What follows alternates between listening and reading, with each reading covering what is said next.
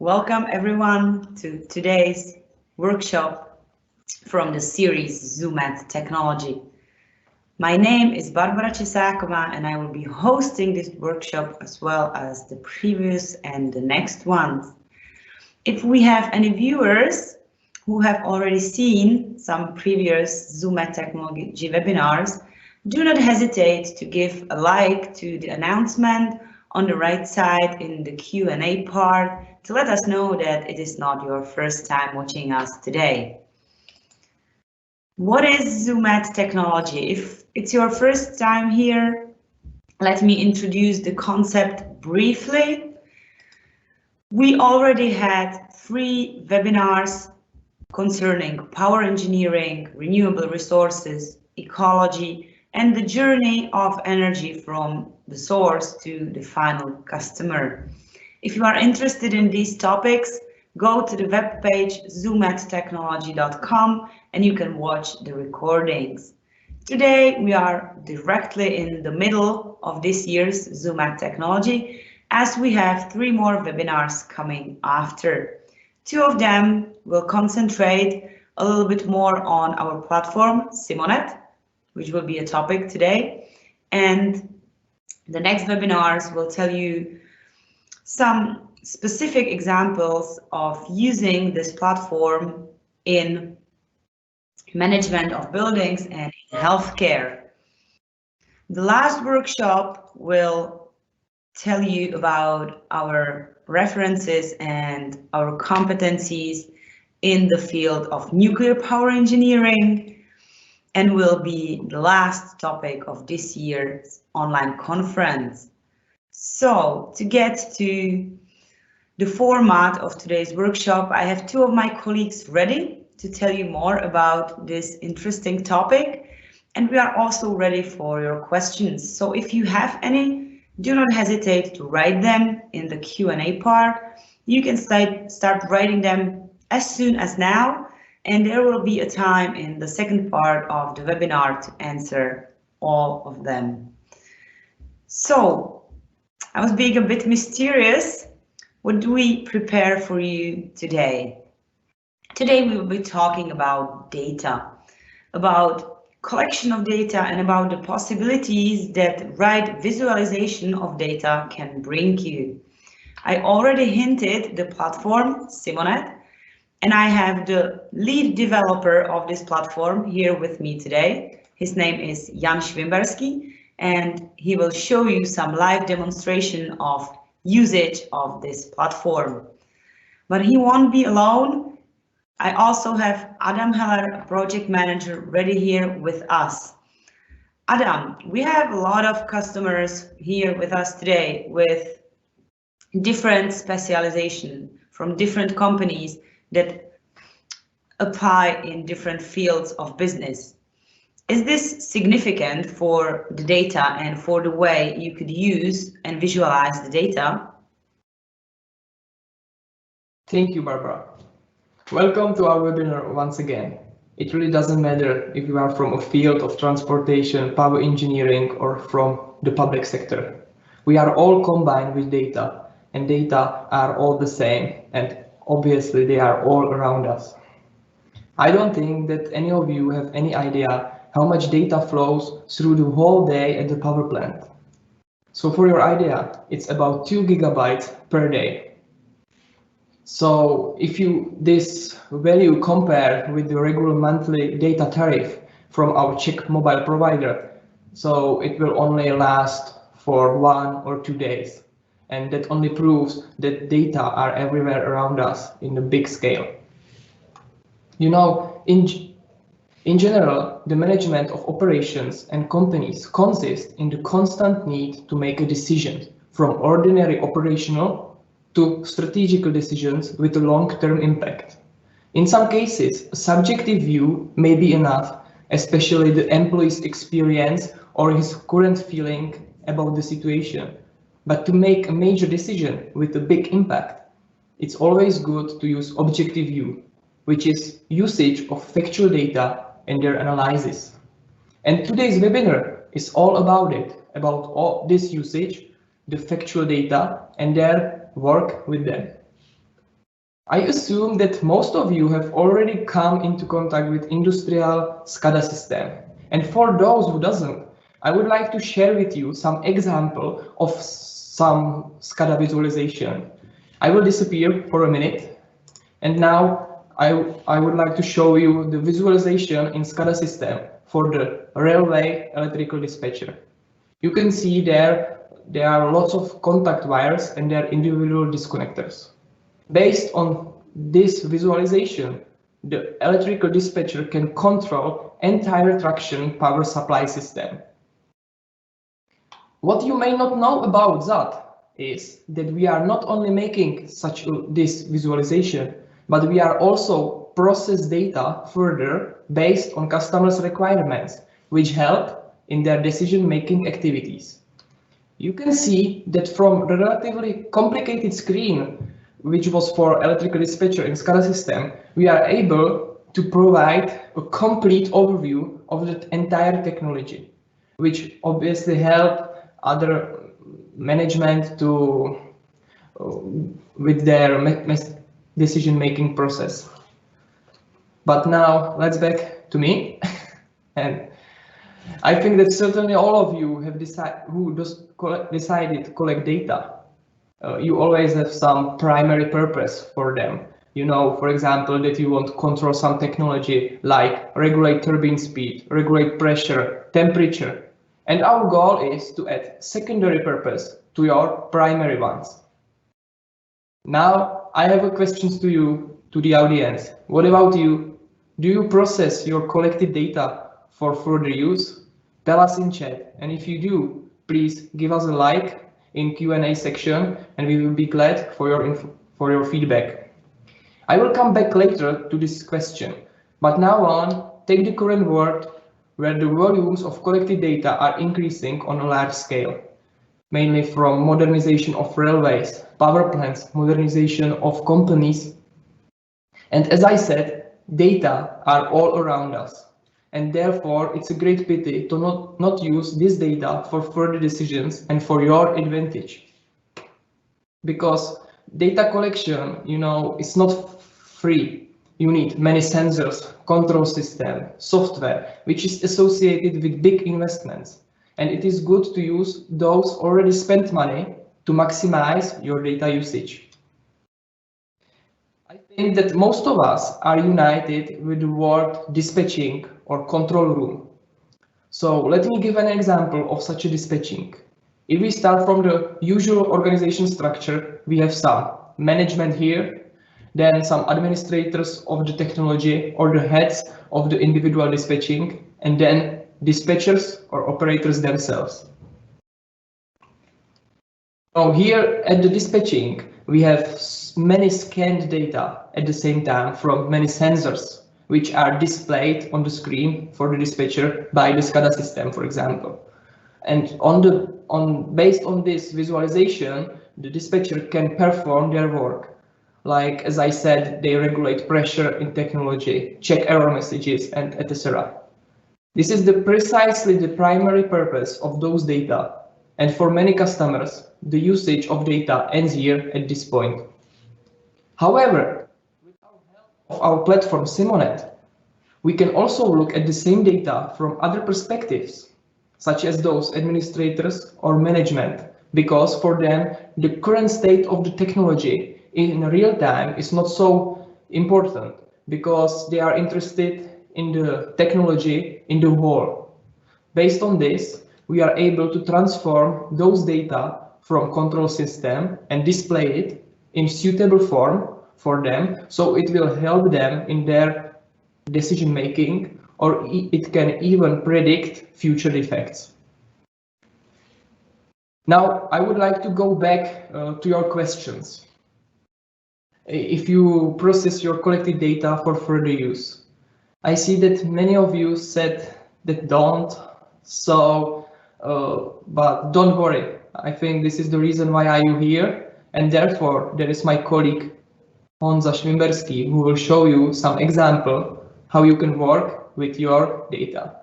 Honzo, it is yours.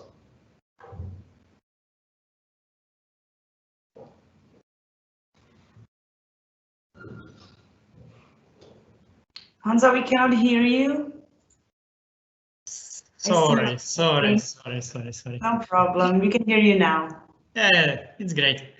Okay, so my name is Jan Švimberský, and today I am going to talk about, I hope you can hear me now, about data gathering, data analysis, and what do you need to be able to analyze the gathered data. And I am going to show you our own visualization and analyzation tool called Simonette. So let me first show you a diagram of a general system, Bara, if you will. Of course, it's ready for you. Okay, thank you. All right, so this is a general system, and in reality, it could be anything from a power plant to, well, product line or packaging line or a factory or office building or something like that. And these systems have some things in common. You need components and you need sensors that read data about those components. So we have our, let's call them smart components here. And those sensors on them, they are able to measure temperature, voltage, pressure, or even if the component is functioning correctly or not. Now, those sensors are periodically sending the measured data through a wireless or wired network, it doesn't matter, into a gateway.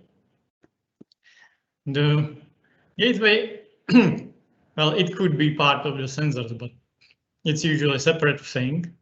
It's able to translate the data sent over some network into a more standard, let's say, Ethernet network, and send these data to a SCADA system.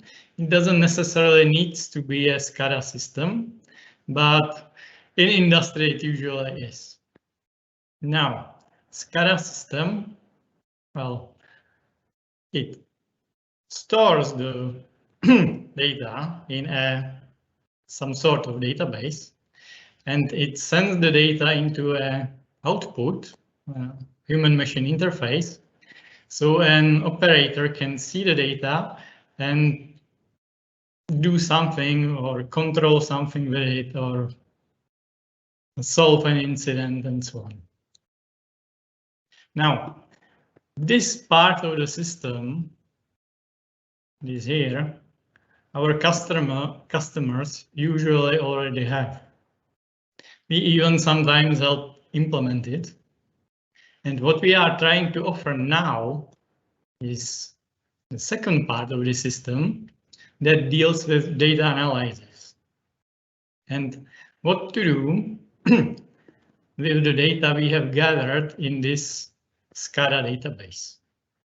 Now, we can try to apply some visualization tools like Power BI or Microsoft Excel or our own Simonette on this data and use it to solve our problems we might have in the system. But to be able to use our visualization tools, we usually can't use a SCADA database directly. So we need some sort of more standardized database usually called data warehouse. And to get the data from the SCADA database into a data warehouse, we use middle system called, well, I call it a transfer pump. It could also be called ETL, extract, transform, and load. And we can even have multiple of these transfer pumps connected to the data warehouse. We can even use data from the outside sources, like weather forecast or seismic activity or whatever. And our visualization tools or tool can work with the data in the data warehouse. Now, in the moment, I will show you our system Simonette, and it can act as a visualization tool. It can act as a data warehouse, even as a transfer pump if our customers require the data to be sent to an other system, for example, CRM. And in some cases, when we don't need a tight control, like in a power plant, but for example, in an office building management, we just need twice a day to change the lights or log the building and something. So a Simonette can act in place of the SCADA system. But this is not the case on this diagram. We have a SCADA system and Simonette just does the data warehousing and visualization job. So let me tell you about our problems we are going to solve today.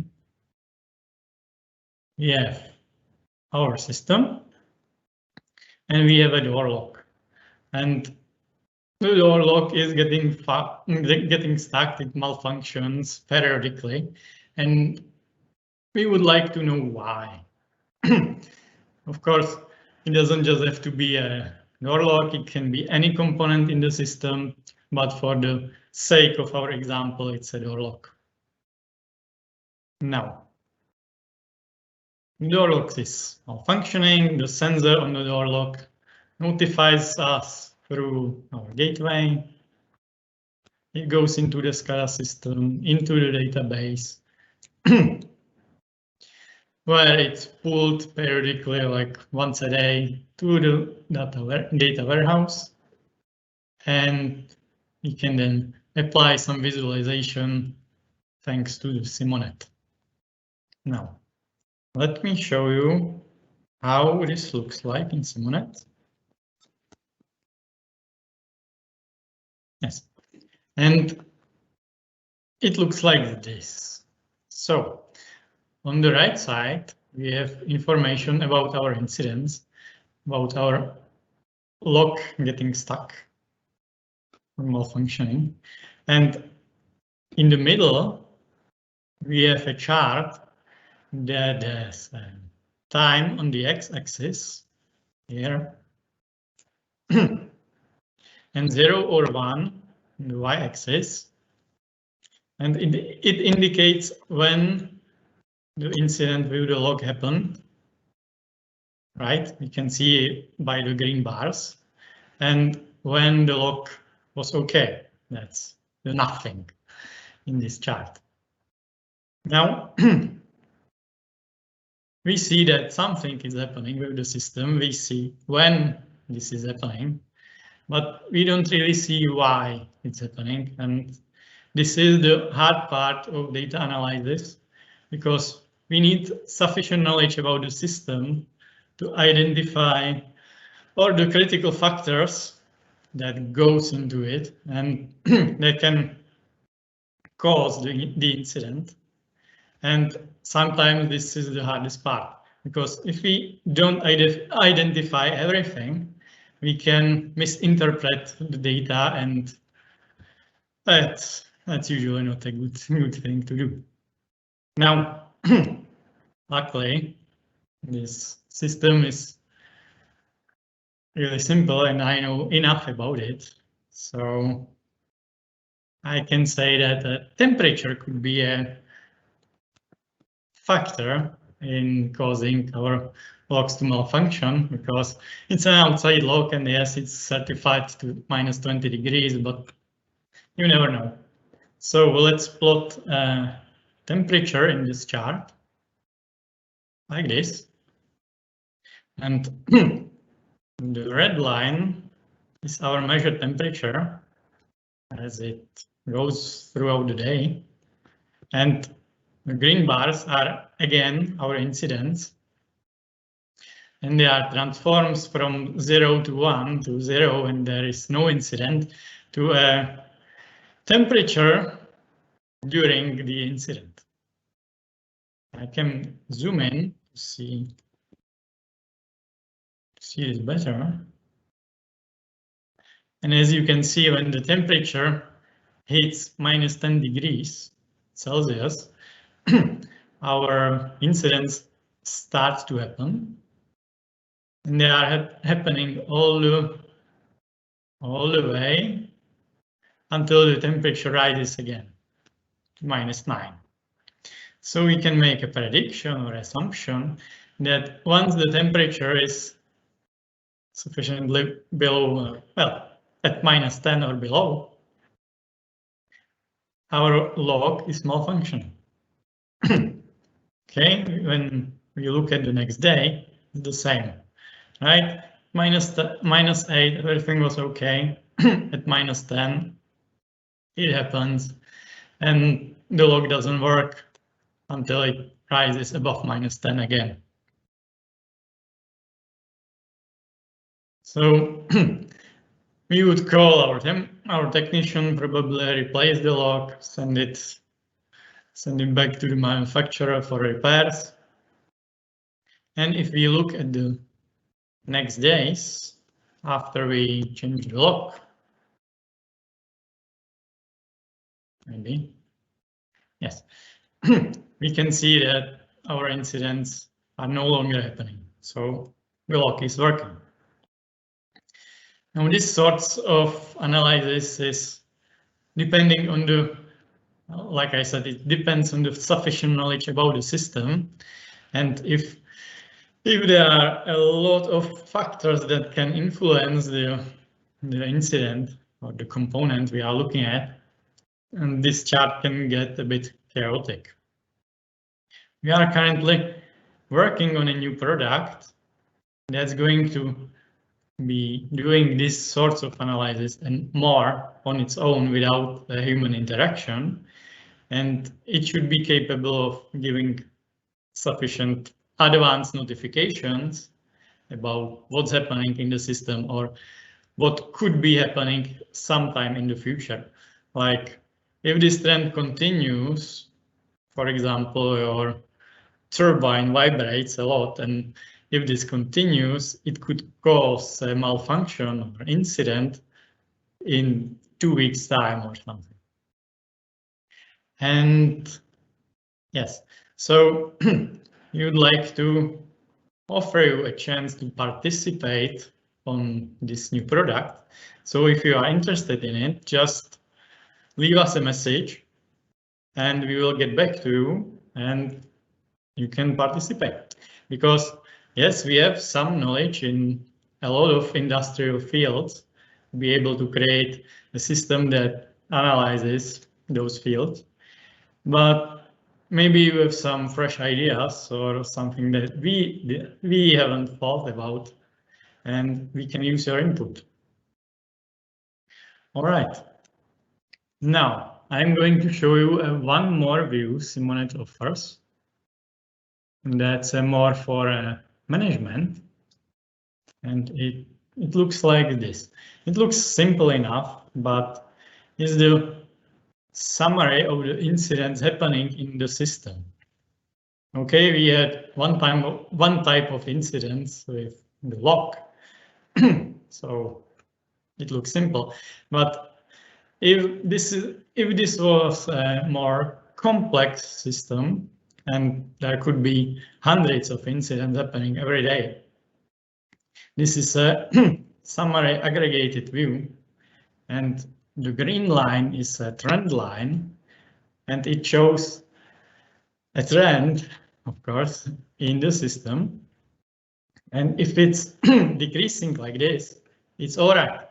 We are doing something right, and we are probably going to balance the system on a small number of incidents, maybe even in 0. And it's okay.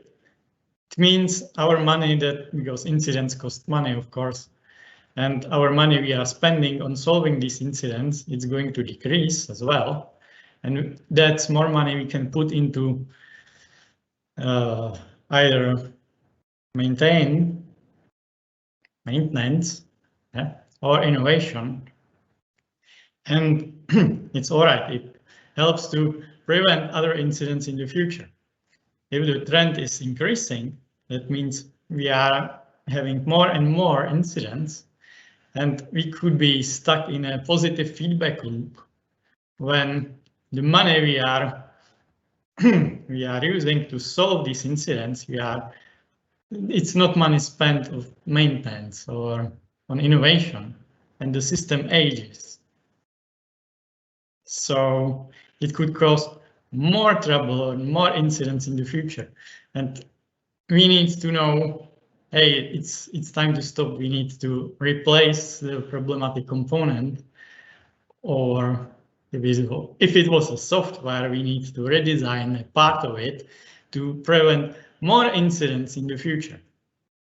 So this is a view for management more to help them make the correct decision. It looks simple, but the thought behind it is interesting. Now, this is the end of what I have prepared for you today. So if you have any questions or comments, please write them in our chat. And otherwise, I thank you, and Bara, back to you. Thanks to my colleague Adam and Jan to introduce this topic and to give you the first part of today's webinar. And now is the time to get to your questions. I can see a little bit of them piling up here. If you have anything on your mind you would like to hear from our speakers, please do not hesitate and write it in the Q&A part that you can find on the right side of your screen. Now to get to the questions already asked. Let's start with Jan and continue with Simonette. Jan, is it possible to run Simonette on premise?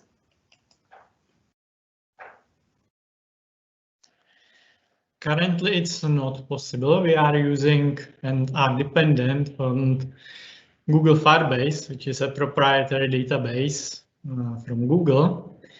But because we had those requirements before to run Simonette on premise, we are currently working on a solution, on our own platform to run Simonette at, and it should be ready somewhere in the summer.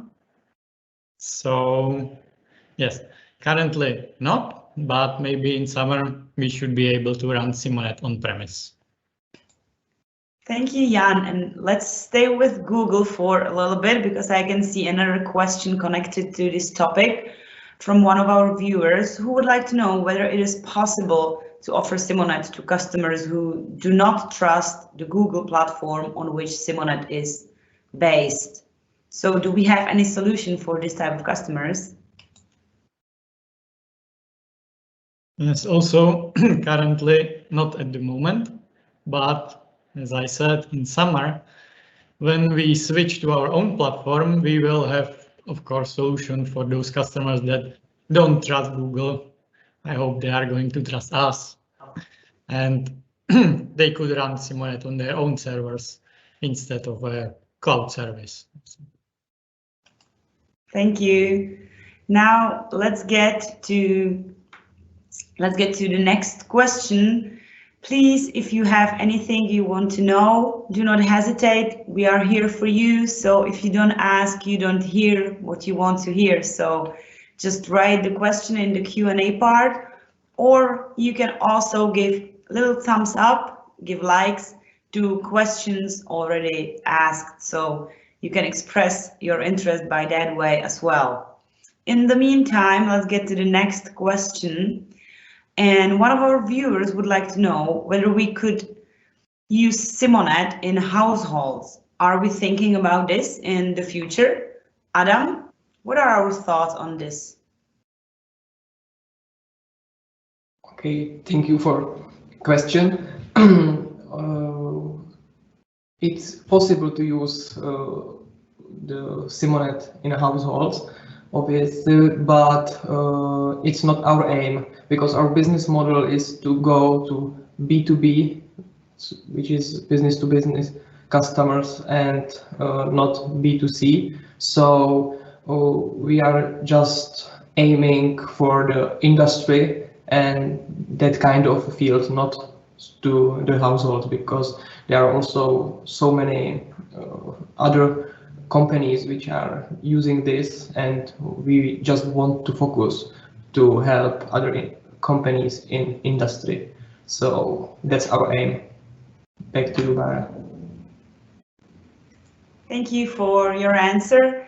If anything about the answers of my colleague is unclear, or if you wanted to know a little bit more or something different, that was a point of your question, do not hesitate. You can ask any additional questions you might have. We still have enough time to answer all the questions that pops into your mind. So don't be shy and ask us. We are here to answer everything you might want to know. Now, to get to the next question. Are we going to obtain a certification for Simonette for invoicing measuring instruments? I think maybe, Jan, this is a question good for you, or if Adam wants to add something, you can later. Yeah, the certification for those measuring instruments, they are, well, we are usually, if we need a certified measuring instrument, we are going to buy it from a third party, because the certification, it's about well, how to say this? Okay, you need the it's about the measuring instrument, right? The hardware is certified for the measuring and for invoicing and so on. We don't care about it in a Simonette. We can get a certification that we communicate with the device correctly, but that it can be used for invoices, it's for the third party to certify their instruments and measuring devices and so on. Thank you for your answer. I can see two more questions here, or three ready. And if none of you have anything more, this will be the final three questions. So if you have something in mind, please write it as soon as you can, so that we don't end the webinar before you could get your answers. And now to the next question. Our viewers are interested whether we are going to replace visualization in SCADA systems. Adam, are we planning any changes? Okay, so definitely not. We are going to stay with SCADA system, because we have lots of experiences here, and also our customers are used to use those traditional industrial SCADA systems. So we do not want to change that, but we would like to provide with our platform Simonette something more, some add value which will help, for example, management to give them a complete overview of the entire technology and help them in their decision. Or, as I said, it can also in the future help them to predict future problems or predict future defects. So that's it, and we hope that it will be enough for you. Thank you, Adam. I believe it will be enough. If it isn't, or if you want to know something more, if you have some tips, please do not hesitate to write to us. Now, get back to Simonette, and one of our viewers is interested whether Simonette can communicate with other applications. Jan, how does Simonette communicate with other applications? Because I have a feeling that it can. Yes, it definitely can. And when we say communication with other applications, there are two types of communications. Communication from an outside application to a Simonette, and from a Simonette to an outside application. It can communicate both ways. In case of to the Simonette, Simonette has a standard public API, or interface, and applications can send the data directly to the Simonette via this interface. If this is not possible, we can write a transfer pump from the outside application to the Simonette. In case of communication to the outside applications, again, Simonette can use API of those applications and send data through this API or interface to them. Or if need be, we can write a custom piece of software to work with to communicate. Well, yes, so those applications could communicate with each other. But yeah, if the interface is enough, Simonette can use outside interfaces, and of course it publishes its own interface for other applications to connect to. Thank you, Jan. Let's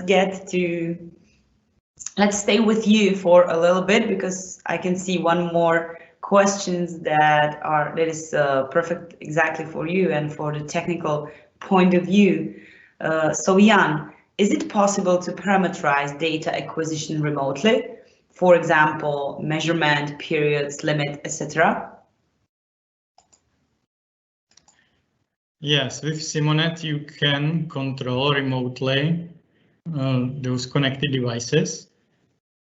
It can send parameters to them through some sort of queue, where you queue your requirement, and because those measuring devices are usually asleep, especially if they are wirelessly connected, then they wake up, they send measurements, and they download new parameters. They adjust themselves. For example, they can set lights on or off, or adjust the period of the data gathering, and then they fall asleep again.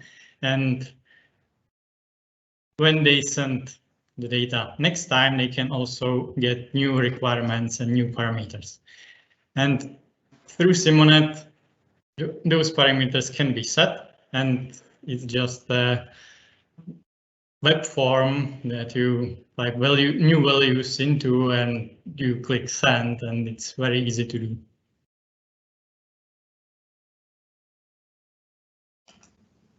Thank you for your answer. And now it looks like we have one last question. So unless any one of you has anything that you want to ask and send it to us in the next few minutes, Adam will be answering probably the last question of today's webinar. So Adam, one of our viewers would like to know whether we have any references for further usage of scanned data. Adam, can you give some examples of the usage of this data? Yes, I can. Here in the Czech Republic, we cooperate with railway administration for a long time. They have a special system for diagnostic technologies. This system daily received thousands and thousands of signal. Based on that, we developed for them a special system which provides complete overview of the diagnostic system and their diagnostic technologies in time for the middle management, and then also help them in their other decision-making activities. So it's one example of how we used our customers' scan data for further use. So I think that's it. And if you have any other questions, we can discuss it in our online meeting room afterwards. So back to you, Bara. Thank you. So it looks like none of you has any more questions you would want to be answered from our speakers. So we are getting to the end of today's webinar. I really hope you enjoyed it. I hope you learned and heard everything you came here expecting. And if you didn't, and if any question pops up into your mind later, don't hesitate to connect with us. You can follow our LinkedIn profile. You can find our speakers on LinkedIn as well, or you could follow our website, zoomattechnology.com or zat.com, and you can find possibilities to contact us on the web pages as well. We also have a web page for our platform, Simonette.eu. So there is another place you could find information and you can find the right person to contact if you are interested in our platform that was introduced today. So now the only thing that is my duty right now is to invite you to the next webinar from the Zoomat Technology series.